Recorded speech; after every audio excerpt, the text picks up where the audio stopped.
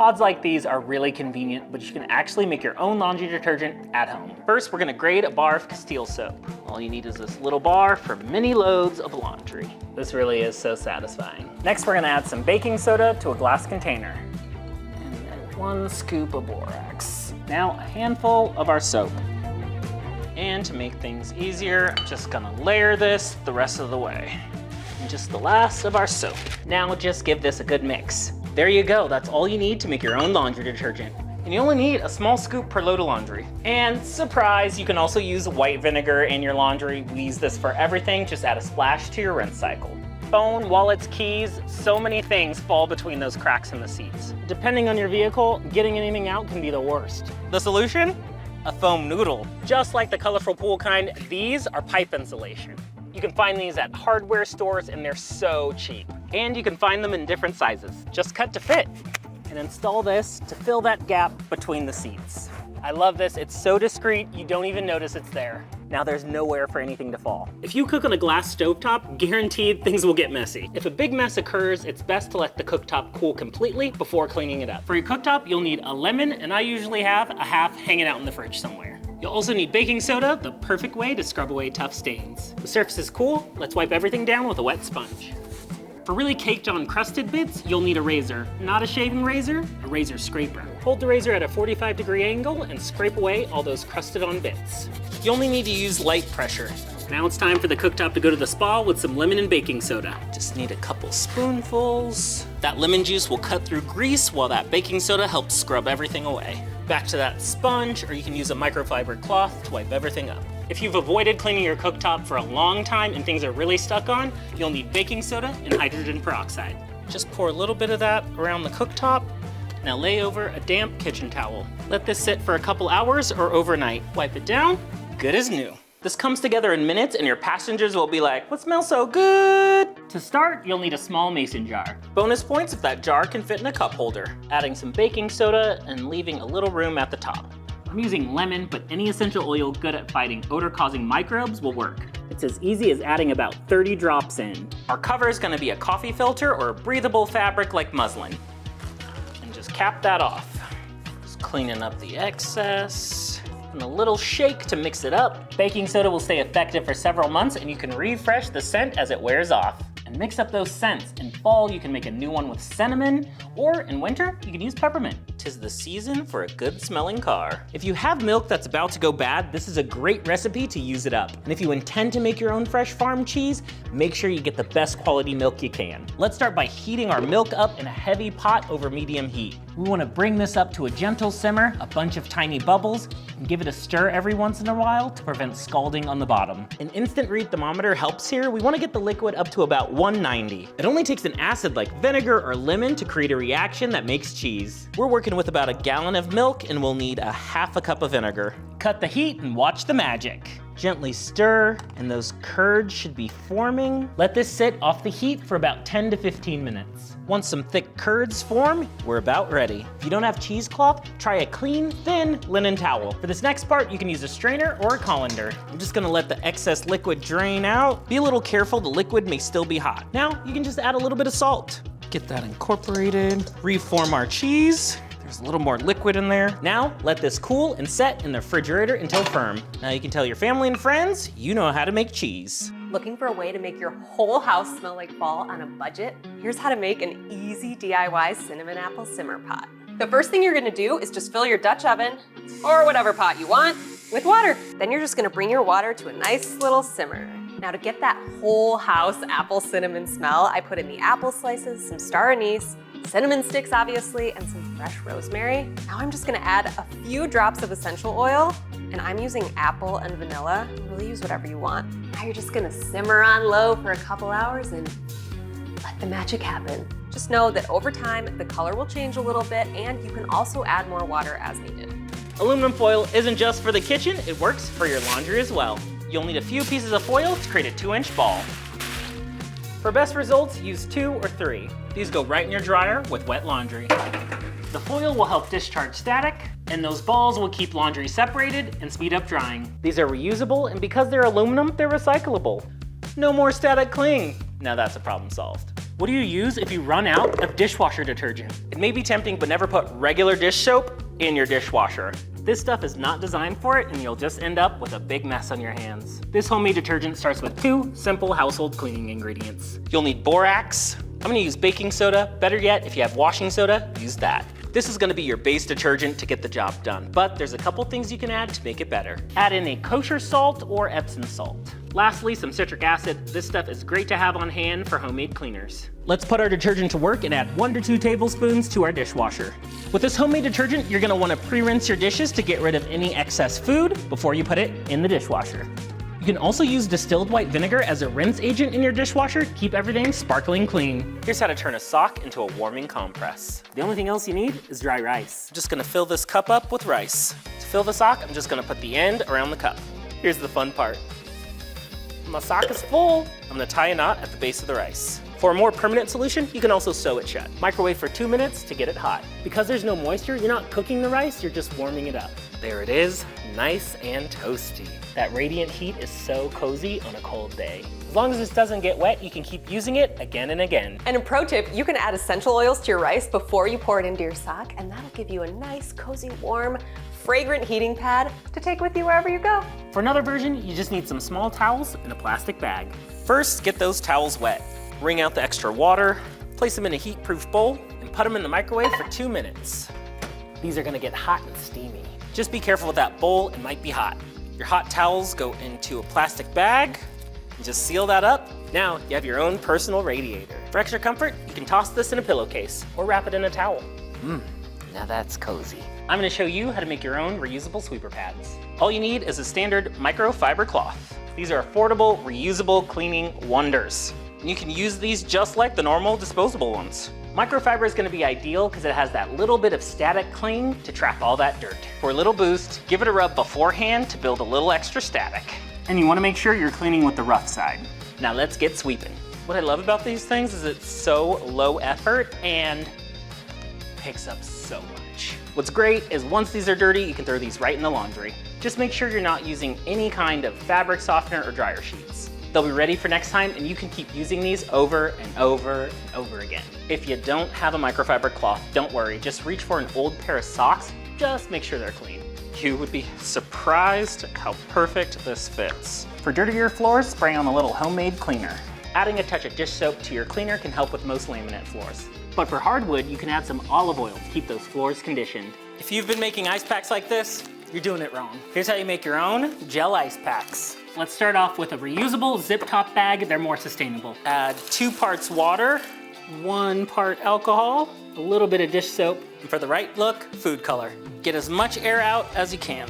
Just make sure that's sealed tight or you can double bag it. Now this goes into the freezer for a few hours or overnight. A non-toxic alternative is to make a gel pack with light corn syrup. This is a safe option for kids because if it does leak, it's just sticky. For lunches, freeze some wet sponges. If they thaw, they won't leak. After some time in the freezer, we have our gel ice packs. If you want it a little more firm, just add less alcohol. I definitely recommend keeping an ice pack like this on hand for injury and fatigue, and non-toxic packs like these are great for lunches. Here's how to take a pair of regular tongs and turn them into a cleaning tool that'll make your life way easier. You're gonna need 2 cheap sponges and some rubber bands. Couldn't be any easier, just attach the sponge to each end of the tong. You'll need about 2 rubber bands per side. Just make sure it's not a dry sponge. I just wet this, squeezed it out, and now it's ready for the tongs. I like this sponge method, but you can also do the same thing with a clean rag. Now we're ready to clean. It's gonna be just this easy. Even though you're going one at a time, it goes really quick. Look at all that dirt we're picking up. Get some tongs and a sponge. I know your blinds are dirty. For an even better clean, you can make a simple dusting spray. Just grab a funnel and fill a spray bottle about halfway with distilled water. If you don't have a funnel, I'm gonna show you how to hack one out of some parchment paper. You just need a square shape and roll that up into a cone. Now just add some distilled white vinegar. Avoid pouring down the seam and you'll get a clean funnel action. Top that off with a few drops of essential oil. Now I'm not just dusting, I'm actually cleaning. If these get too dirty, just give them a little rinse, squeeze them out, and you can use them again. You can do the same technique with a clean sock. This may seem a little wacky, but you have way more control of where you clean. Here's how to make a DIY snickerdoodle candle at home on a budget. I wanted to use a terracotta pot for my vessel for my candle because it just feels so fall. But for safety reasons, I have to seal the inside of it, and I also want to plug the bottom up with clear silicone. While your pot's drying, you can start melting your soy wax using an easy double boiler method, and I use about 3 cups of wax for this size pot. So now I'm just gonna set my water and heat-safe glass vessel inside the boiling water so the wax melts evenly. While your wax is melting, you're also just gonna take a wick and wrap it around a stick. Make sure your stick covers the opening of your vessel and put it right in the middle. For about 2 cups of melted wax, I'm gonna put in close to probably 30 drops of essential oils. And for this one, I'm gonna go heavy on the vanilla with just a dash of cinnamon. So now you're just gonna pour your wax into your vessel. Once your candle cures, you're just gonna cut this wick down to about 1/4 inch. Another really fun thing you can do at the end, if you're into it and if you have the time, is paint your pot with craft paint. I whitewashed and painted mine, and I love it. So easy. A classic way to use up leftover candy is just to make bark. When you're melting chocolate in the microwave, lower your power setting to 50%. This will help you not burn your chocolate. Microwave in 20-second increments and make sure to give it a stir in between. Spread that melted chocolate out. You want it about a 1/2 inch thick. This works perfect with white chocolate as well. I'm just gonna add all my candy pieces right on top. You can go crazy, add anything from your pantry like pretzels, even chopped nuts. No rules, that's how it should be in the kitchen, right? No rules. Just make sure all those candy pieces are nestled in that chocolate so they stick. And just break this bark into bite-sized pieces. Delicious way to enjoy leftover candy. Here's how to disinfect the inside of your shoes. This is something I do regularly with my shoes. You just need a small misting spray bottle. Fill that up with some isopropyl alcohol. Essential oils, tea tree oil works great here. Give that a little shake. A few sprays in the toe and a few sprays in the heel is all you need. This works best on athletic and canvas shoes. But avoid materials like leather because alcohol can dry those out. You can do this routinely. After you take off your shoes, just apply the spray and let them dry. A quintessential bowling alley technique is good old disinfectant spray. Here are some super easy ways you can keep your house warm and cozy when the weather's chilly. In the winter months, reverse the motor of your ceiling fan so your blades are running in a clockwise direction. That will bring the warm air that's toward the ceiling down to the occupied space. Lay as many cozy rugs as you can down on your floors to make sure that your floors aren't chilly to the touch. In general, humid air is quite a bit warmer than dry air, and in the winter, that's so important to know. Try using a humidifier that's appropriate for the square footage of your room, and you'll feel a noticeable difference in warmth. Speaking of humidity, try keeping the fan off and the door open when you shower, and that'll keep the bathroom and the room next to it nice and cozy warm. The first tip is all about the layers, so make sure that you have a soft, fluffy duvet or down insert on the bottom, and then a thin but heavier blanket on top to trap your body heat in and make it nice and cozy and warm underneath. If you really want to power up the warmth in your bed, like the pros up north, you gotta do an electric blanket. And if you're not ready to go full electric blanket, you can get a smaller heating pad that has a timer and everything, and put it wherever you need it. Do you want an easy upgrade for your butter? This is how to make it yourself. Just mixing up some heavy cream. Locked and loaded, ready to run. You can churn your own butter right in a stand mixer. This also works with a blender, food processor, or shake it up in a mason jar. At this point, it's basically whipped cream. We need to go beyond. If you're making a big batch, put a cover on it. Prevent those splatters. How exciting! If you've never made homemade butter, this is quite the journey. We're getting wet, we're getting wet. We're basically there. The butter has separated from the buttermilk. I'm gonna let this go a second longer. Definitely use the cover. This gets messy. Almost done. I'm just gonna strain this through some cheesecloth. Butter and buttermilk. You can save this for your other recipes. My own butter. I feel so proud, so accomplished. At this point, you can salt it, season it, however you like. With Homemade, you'll get a fresh, more robust flavor. Better butter deserves better bread. I prefer to add a little salt to the butter as I use it. Air quality can be worse during certain times of the year, and that can even affect air inside your home. Here's how to make an air purifier out of a box fan. Now, you may already have a box fan at home, but if not, they're easy to find and affordable. All you need is a high quality air filter and some packing tape. Simply put the air filter in front of the fan. Just make sure the airflow in the filter is facing outward. Secure your filter to the fan with the packing tape. Securely tape on all the sides. Now you don't want any air gaps, so make sure you go over it twice. This will circulate air inside the room and clean it at the same time. Now you may not need to use an air purifier like this all the time. A good way to keep track of air quality is just to use a weather app. These are best to use in individual rooms when air quality is poor. Here's how to transform ordinary leftover candy into delicious treats. We're gonna make a blondie batter, and that starts with melted, slightly cooled butter. Brown sugar, and I got my little bear here. White granulated sugar. touch of vanilla. Yep, I'm that kind of baker. The one that doesn't measure. Give that a mix. Time to add our eggs. Give that a good mix. Measure my flour. Be sure to spoon and level. That's the proper way. Salt. Then everything just gets mixed together. The trick is to spray the pan before you put the parchment in. This helps the parchment adhere to the bottom of the pan. I'm gonna pour in half of this batter, slide it around all the corners. I'm gonna chop up a little bit of this leftover candy. Anything really works. Your favorite chocolate bars are great. I'm gonna add this in the middle. You can use whatever your favorite blondie recipe is. It's super universal. A little more on the top, and we're ready for the oven. Amazing gooey blondie bars full of that leftover chocolate candy. For a balm to work, or for your lip color to look good, you've got to fix those crusty lips. This has always been my quick fix. All you need are 2 ingredients, a couple spoonfuls of sugar, and a little coconut oil in there just to make a paste. This is the texture you want right here, just a coarse paste. Just gently buff your lips in small circles for about a minute. After you're done, just rinse it off in the sink. If you're prone to dry lips, you could do this once a week. And the worse your lips are, the thicker the paste you should make. The biggest added benefit is that your lips are so moisturized afterwards from that coconut oil. Vacuuming alone is only gonna get rid of those small particles, dirt, and debris, but you're gonna need a little something extra to get rid of odors between those fibers. For that, you'll need baking soda and essential oils. In a container, add about a cup of baking soda. You can choose your favorite essential oil, just add 10 to 15 drops. Since this is gonna go in a rug, make sure it doesn't have any dyes or colors. This mixture alone will work great, but for an extra boost, if you have borax, add a couple tablespoons of this in. Give everything a good mix and break up any large clumps. First, I like to give the area a good vacuuming. Lightly sprinkle that mixture all over the carpet. Or I like to use a sifter for more even coverage. Once you've evenly coated the surface, let this sit for at least 20 minutes. You can do up to a couple hours. Let's vacuum it up. Make sure you're vacuuming slowly. That'll give the brush enough time to sweep up the fibers and the suction enough time to suck up the baking soda. Although baking soda is safe to suck up with your vacuum, it will build up residue over time. That's not a problem, right? Because you're regularly cleaning out your vacuum, right? Like I told you to before. Here's how to make a delightful DIY fall harvest potpourri with stuff you have hanging around the house. So the first thing you're gonna do is slice the fruit of your choosing into thin slices.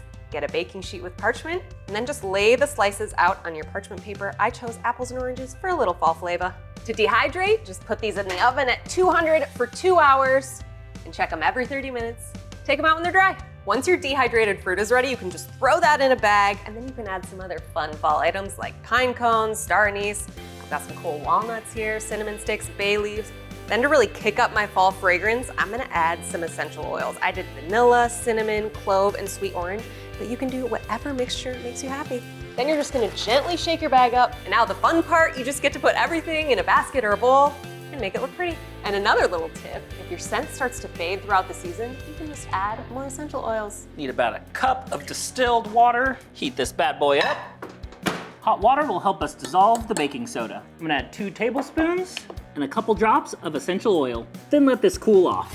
I like lavender or any essential oil that helps fight fungus and bacteria. Just adding this to a spray bottle. Of course, baking soda is a great odor eliminator, and essential oils for freshness. And with any DIY cleaner, you can always test a small area to see what it does. I like to make a small, fresh batch every time I need it to be more effective. And make sure that essential oil you're using is colorless. A small amount in a fine mist will reduce any stains. Let that freshening spray sit up to 24 hours, and then I like to give it a good vacuum.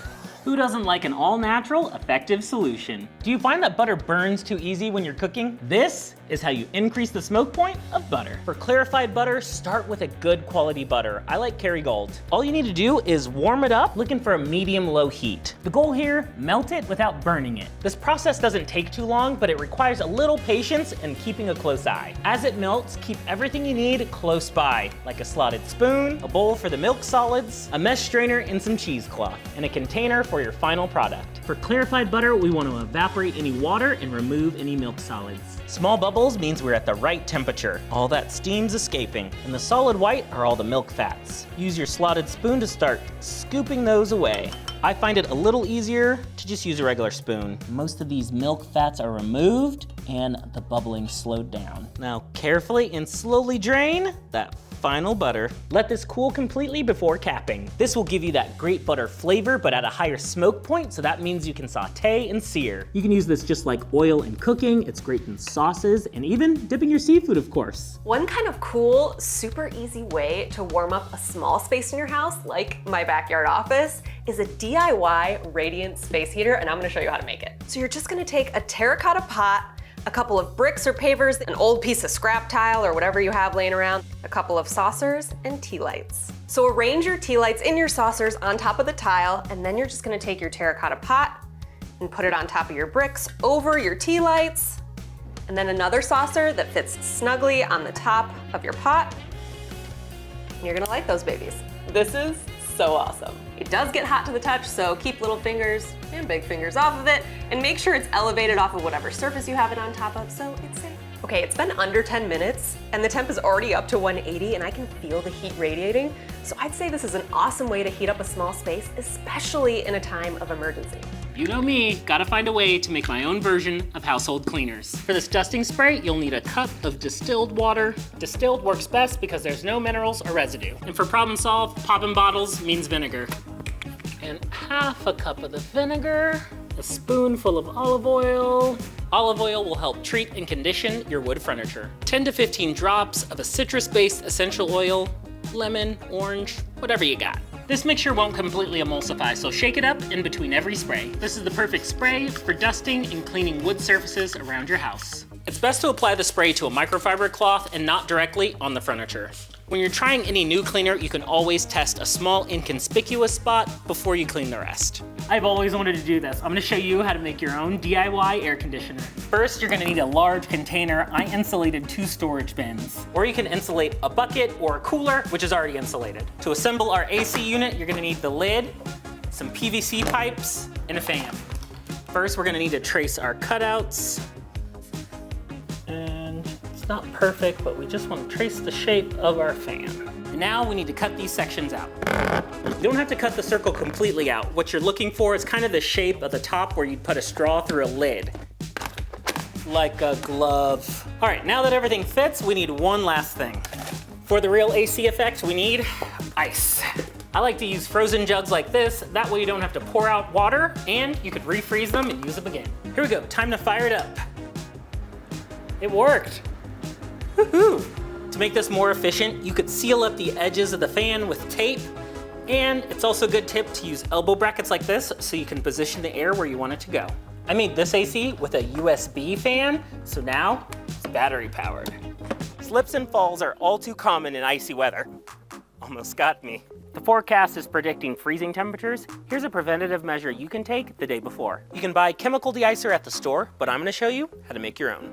Start with 1 part warm water and add 2 parts alcohol. To this, add a little bit of dish soap. Spray a liberal amount on your steps to keep ice from forming. This also works great if any ice has built up already. For extra traction on icy surfaces, you can spread sand or kitty litter. Nice and cold, but wouldn't it be better to take this into the water? Here's how to make a floating cooler. Any standard small cooler will work for this project. Next, a plain old pool noodle. Measure and cut a piece for each side. Now just tie everything together with rope. Connect all those pieces with the rope. Now you have the shape of the cooler.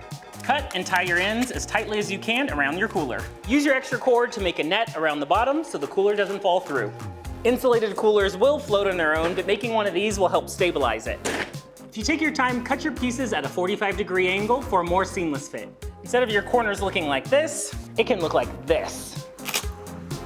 Now that's more like it. Do you have certain recipes that overwhelm your house with aroma? This is how to get your home smelling good again. We're making an odor-fighting simmer pot, not a steam facial. And this isn't about wasting fresh ingredients. You can actually use used ingredients. Save your juiced lemons in the fridge and add them to your pot. Any produce that's past its prime, add it in. I like really fragrant spices like cloves, cinnamon, and even star anise. I buy these in the bulk section so they're super affordable, and clean up that cabinet and use up expired spices. Even save your citrus peel and add those in. I even like to add a touch of vanilla. My parents have a lemon tree, so there's no shortage of citrus. And even if you have some older aromatic tea bags, add that in. Because of all those citrus oils, I've seen people cool and strain this and use it as a natural cleaner. A fresh smelling home, or I could have just baked cookies.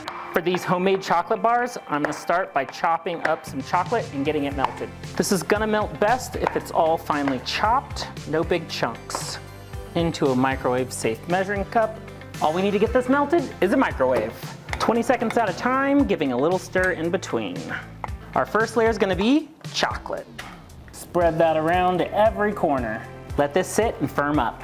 These candy bars are gonna have caramel and peanut butter in them, but you can use anything you want. Cereal, nuts, any nut butters that you want. This is gonna have peanuts for extra crunch. This is looking so good. This just needs to firm up so we can cut it up and finish our chocolate bars. A little trick for natural peanut butter, store it upside down to keep it from separating. Just make sure that lid's on tight. Let's cut these up. I have some more melted chocolate. Now you can dunk these, but I like to drizzle it on top. Just need to let this chocolate harden, and then we're ready. Homemade candy bars. I just need to come up with a fun name for these. Artistic masterpieces like this can have a second life. Here's how to turn kids' artwork into thoughtful gift wrapping. Depending on how large the present is, you can tape several pieces of artwork together so you have enough to wrap the present. Now we can wrap our box. Long side first. This is such a thoughtful and fun way to wrap a gift with stuff you already have at home. 6-inch ribbon curls, 6 inches. Even if you have a gift bag, use the same artwork to make a tag. Trace out a shape, cut that out, then make a hole. I mean, that's pretty cute, isn't it? And if you don't have any artwork like this on hand, make your own. Draw on a paper bag or some parchment paper and wrap your gift. It's a thoughtful way and an artistic way to share a gift. This is how you make an easy DIY pumpkin spice reed diffuser. One thing to think about when you're choosing your vessel, the smaller the neck of your vessel, the slower your liquid will evaporate, and that will mean your scent will last longer. Any bamboo sticks or skewers you have around the house will work for your reeds, but if you have rattan sticks, those are awesome because they have channels that will help the fragrance travel up and down the stick. So all you have to do is just cut the tips off and you've got your sticks. I'm gonna mix my oils in my trusty old measuring cups. I'm gonna use sweet almond oil for my base. Once I've got my base in, I can start mixing in my essential oils, and I'm gonna use vanilla, cinnamon, a little bit of ginger, and some clove to make pumpkin spice, but you can kind of use whatever you have on hand that smells pumpkin spicy. The general ratio that you're going for is probably a 70 to 30 base oil to essential oil ratio, but to each their own. You can add more fragrance if you want, or less. Once you're properly pumpkin spiced, just pour your mixture into your vessel. You can saturate one end, flip them over, saturate the other end, and then you just have to flip them once a week, and you've got pumpkin spice perfection. Ugh, these screen doors are really gross. That screen material is pretty fragile, which can make them tough to clean. And for many windows and doors, it can be tough to remove that screen. If you have screens that are difficult to remove, you can use a lint roller. I love this so much, just for regular maintenance and cleaning of your screens. Just be sure you're applying gentle pressure. That sticky paper will trap all the dirt, and cleanup is that easy. And might as well get to those door and window seals while we're at it. If you have a lot of screens, you don't have to worry about doing them all at once. If you open up a window, just give it a little roll. So nice to let in a little fresh air. Instead of those toxic cleaners, I'm gonna show you some better alternatives that you should always have on hand. Let's talk about white distilled vinegar. This stuff will do great fighting bacteria around your house. It'll clean up hard water spots, and it's non-toxic. I use this stuff so much, I already need more. Hydrogen peroxide. This stuff is not just for the medicine cabinet, you can use it around the house. It's great at disinfecting and has mild bleaching properties. Now, it is sensitive to light, so make sure you're storing it in the dark. Next up, isopropyl alcohol. Its #1 property, all around germ killer. It evaporates quickly, which makes it great for glass surfaces. Just be cautious, it's flammable and can dry out some materials. You got to have baking soda, and it's not just for baking. It's a great deodorizer. It's mildly abrasive, but won't leave scratches.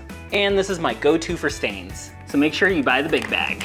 And you need to have Castile soap. The soap is so versatile, you can use it for just about everything in your house. This stuff is concentrated, so you're gonna wanna mix it with distilled water. Distilled water is the best for cleaning, it won't leave a residue. You'll be using this to mix most of your household cleaners. And finally, essential oils. These mask odors, keeping things smelling good, and many have cleaning properties of their own. You know that fancy sauce you get in restaurants, aoli? Well, it doesn't have to be that fancy. By using plain mayonnaise and adding flavors, you can make your own fancy spiced up sauces at home. A standard go-to recipe just uses lemon and garlic. Little lemon zest, that's the best part of the lemon, I think. Garlic, you can use a microplane or finely mince it. Just a little juice. Easy aioli is really flexible. You can make as little or as much as you want. Fresh herbs also work great in aioli. I'm gonna finely dice all this up, but you could use a chopper or a blender to combine this into a smooth sauce. Just add those herbs. I love capers. See, fancy. A little briny, a little salty. This is a great way to use up some extra ingredients you have in the fridge. Now that's packed full of flavor. Different seasonings and spice blends also work perfect. The trick is to toast those spices in a dry skillet over low heat until fragrant. This is curry powder. Other spice blends will work really well. I also like smoked paprika. Flavorful aiolis pair well with seafood, chicken, and a variety of vegetables. As a spread on sandwiches or perfect for dipping. The most basic step in keeping yourself warm and cozy in the cold is obviously learning how to properly layer. You're gonna start with tight-fitting base layers made of synthetic materials like wool or polyester. That'll help trap the heat and prevent sweating, which makes you colder. Pro cold climate tip, my leggings are fleece lined. On top of your base layer, you can add a super warm and cozy sweatshirt, sweater, or vest. That'll trap that heat in, keep you nice and snug. And always, always, always keep your head covered. The blood vessels in your head are closer to the surface of your skin than the rest of your body, so you're more likely to lose heat in your noggin. And don't forget some thick wool socks to keep your feet dry and subsequently warm.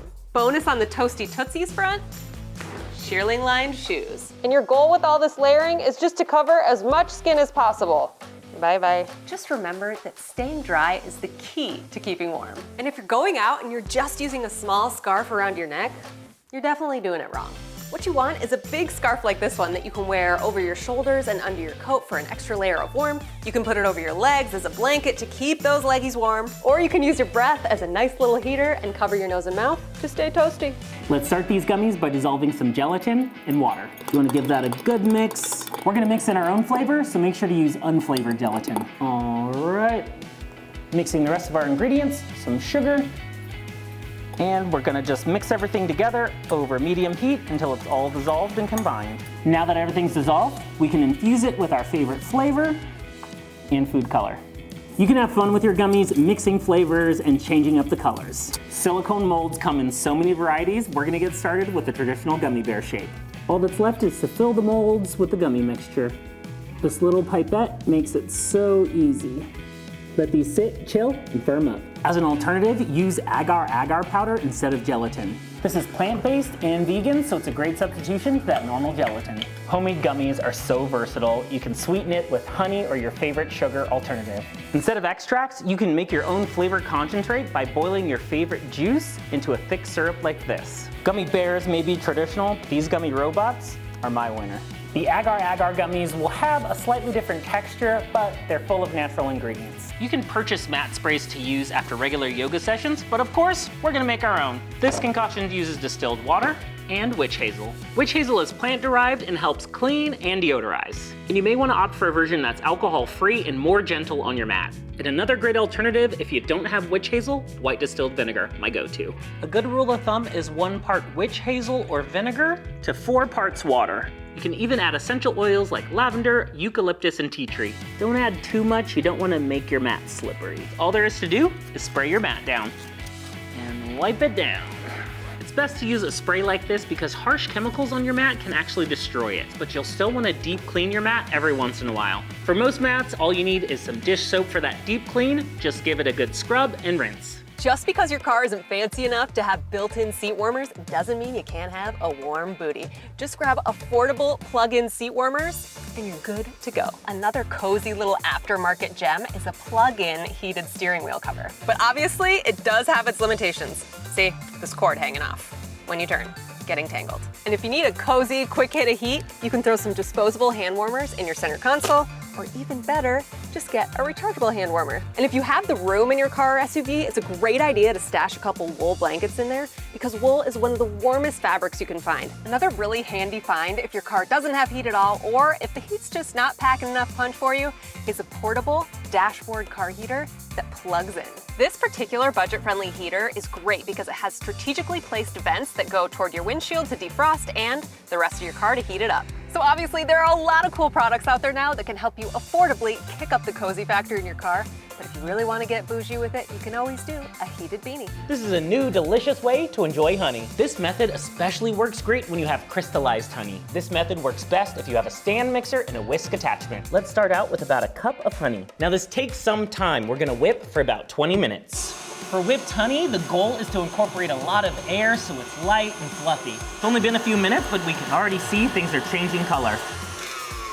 Power down. And you can really smell that honey. Depending on your honey, you may want to go an extra 10 minutes. What you're looking for is a light pale color and a creamy consistency. At this point, you can even enhance your honey with additional flavors, like cinnamon or cayenne pepper. You know I like things spicy. And if you're going vanilla, use the whole bean pods or vanilla paste. You'll want to avoid that extra liquid from vanilla extract. And this just gets stored in a clean, airtight container. You know I love a mason jar. That's delicious. It's so creamy! And just store this at room temperature. Whipped honey is light and spreadable, great for coffee, tea, desserts, pancakes, toast, you name it. Have fun, go wild. You just need rubbing alcohol, dish soap, and distilled water. 3 parts rubbing alcohol, 1 to 2 drops of dish soap, and 1 part distilled water to fill it up. I love these little bottles. You can easily find them with travel toiletries. Give it a little shake. Oh yeah, clearly this is effective. This solution's great for daily use, but if your lenses need a deep clean, just take a bowl of distilled water and just a touch of soap. Smear that around. Be sure to get both sides and gently rinse off. When your glasses are extra greasy and oily, this will clean them up. Final rinse with distilled water. Just dry them up with a clean microfiber cloth. You have everything you need to make realistic blood at home. For our edible blood, we're gonna start with corn syrup. Corn syrup will give us that realistic blood viscosity and thickness. To make this look like blood, we need red food coloring. Start off with a few drops. You can always add more. Oh yeah, that looks great. For the true blood hue, add a few drops of blue. This will give you that dark, rich blood color. That's more like it. The other secret of movie quality fake blood is cocoa powder or chocolate syrup. Just a little bit of cocoa powder will help with color and texture. All right, I think we've got the perfect color. And it tastes good. Washable fake blood starts with laundry detergent. Look in the craft section for washable finger paint. A little red. For the right color, just a touch of blue. Cornstarch is gonna give us the right texture and consistency. This washable fake blood is perfect for costumes and sets. Just call me Dexter. This is all it takes to make your own hard candy at home. Starting with our water, sugar, and top it off with corn syrup. As an alternative, if you don't want to use light corn syrup, just add a little bit of cream of tartar. Next, get this on some medium-high heat.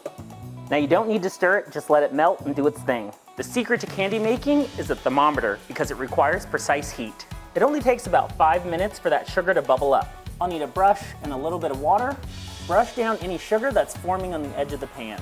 Be very careful. This process is easy and fun, but boiling sugar is nothing to play around with. We're getting close to that 300 degrees. Oh, there it is. Take it right off. To flavor our lollipops, you can use any extract you like. Now we can add our extract and food color. I've got a popsicle mold that I'm just gonna lightly spray, add in some lollipop sticks. All these candy making supplies are so easy to find at a craft store. And we're just gonna fill up our molds. Candy making at home, see? Not that difficult. I'm gonna set this aside and let it cool completely.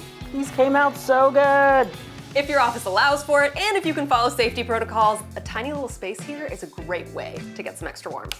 And some fingerless gloves can go a long way in keeping your hands warm, but still allowing you to type. But if fingerless gloves aren't your jam, you can try some disposable hand warmers that you can just stash in your desk, or the more eco-friendly option, a rechargeable hand warmer. And obviously, you can always try draping a wool blanket over your shoulders or your lap. Wool's great at insulating and retaining that heat from your body.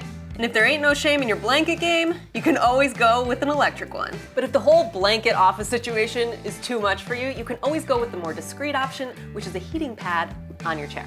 Another great way to stay warm that may not seem obvious when it's cold is to stay hydrated. Water is great at retaining heat, so it'll keep your body warm from the inside out. But it's not just water that can keep you warm. If you keep a hot beverage in an insulated mug, it can warm you up from the inside out for hours. One thing that may seem obvious, but a lot of people forget about when they're at the office, is that you can stay warm simply by moving your body. I like to set a timer on my phone for every hour to remind myself to get up and move. Yeah, that feels good.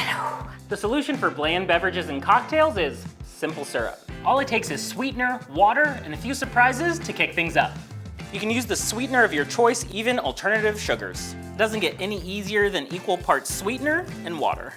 Heat this on your stovetop over medium to low until everything's dissolved. I like to flavor simple syrups with citrus, chilies because I love all things spicy. A variety of herbs, I've got some mint, thyme, tarragon, rosemary, even sage. And hard spices like cinnamon sticks, star anise, and cardamom. You don't need to let this come to a boil, just until all that sugar's dissolved. This is where the magic happens. While these are still hot, you can infuse it with whatever flavors you want. Use your imagination. I'm gonna make a spicy syrup with serrano chilies and a little bit of thyme. Let this sit and infuse until the syrup is cool. If you're using citrus, it's best just to use the peels and use the juice separately. Once everything's cooled down, just strain it into a container. Use your syrups when you're making fresh juices, mocktails, cocktails. I like making homemade iced tea, but then that syrup makes things interesting and complex. I'm a big coffee fan too, and this is exactly how you make your own syrups. I'm using my cardamom syrup, but cinnamon or vanilla works great too. I'll have to clean this up later, but cheers! Let me know how you like it. Clean the jars, remove the labels, and now we can get crafting. Just pick up some craft store paint in your favorite colors and get to painting. You don't have to be an artist, and it doesn't have to be perfect. Actually, the imperfections will give your project a little character. Another technique, coat the inside of your jar as if it's the potion inside. For clean lines, you can use masking tape. And I'm just painting over this logo. You can even create potions with a little bit of food color. Do not drink. Actually, it's just water and food color, so you can drink. And now I got a bottle of dragon's blood, sure. This is why anybody can do this. The craft store has plenty of options to decorate your jars. That looks awesome. But I've got one final touch. It can be tough to paint on letters, so I just use stickers. You don't have to have a ticket to Hogwarts to be a potion master. This is how to make your own fake snow. This first method just uses cornstarch and lotion. Just gonna combine these two to get the perfect consistency. Only start with a little bit at a time. Part of the fun is the mess. Starting to clump together. Soft and fluffy and no frostbite. Method 2, baking soda and shaving cream. A problem-solved staple. I just went with classics like Barbasol and Arm & Hammer.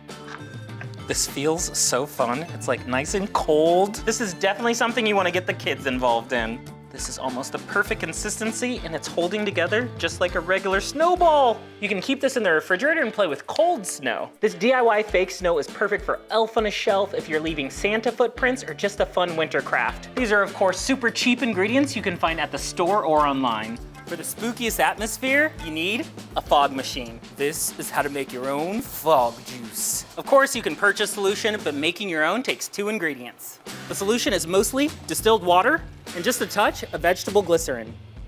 Make sure it's non-toxic, food-grade glycerin. By mixing your own, you can control the density of the fog.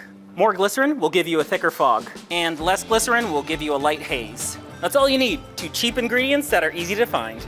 Use fog the next time you want a spooky atmosphere.